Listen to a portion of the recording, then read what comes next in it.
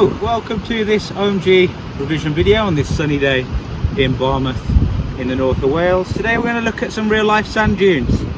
So we're at Barmouth Beach. So if you take a look behind you, it is a very large, very sandy beach, and it has an onshore wind, which means the wind is coming onto the beach, helping to give the conditions for sand dunes. You've also got large amounts of sand because the sand's being eroded down in Pembrokeshire in the southwest of Wales by the really powerful destructive waves, but then it's carried up the coast by longshore drift. So what you can see here right at the front of the beach are some embryo dunes. Now these don't look like much, they just look like things that I'm walking on, but these are sand dunes that have formed around an obstacle. These are formed around some seaweed, but you can see some that have formed around bits of plastic in the background, and this is the start of sand dune formation. As the waves lose their energy as they get further up towards the back of the beach, they lose their energy, they drop what they're carrying, we call it deposition. Once these sand dunes get a little bit bigger, we start to get sand dunes like this one you can see in the middle, and we call those foredunes. So think of a picture, the background of a picture, the foreground of a picture. These ones are in the foreground of the sand dune system, so we call them foredunes. As you can see, they're being held together by that grass. That's lime grass, so it's a salt tolerant form of vegetation.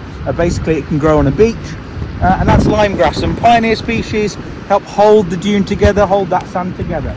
And then just behind that foredune, the kind of big ones that you can see, those are yellow dunes. So large dunes, probably at least decades, if not maybe 100 years old, made of predominantly of sand. That's where they get the name from, yellow dunes. And those will be held together by again some larger vegetation, again salt tolerant, perhaps some marron grass.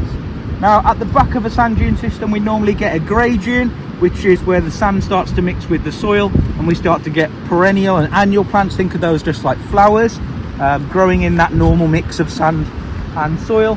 But to be honest, at the back of this sand dune system there aren't any grey dunes at the moment, so what that suggests to me is perhaps a storm came along at some point this winter and destroyed those grey dunes, and as a result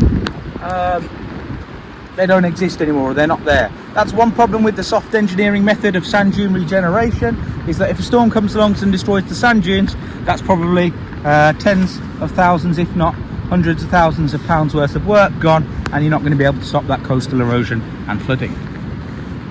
Why were you clicking?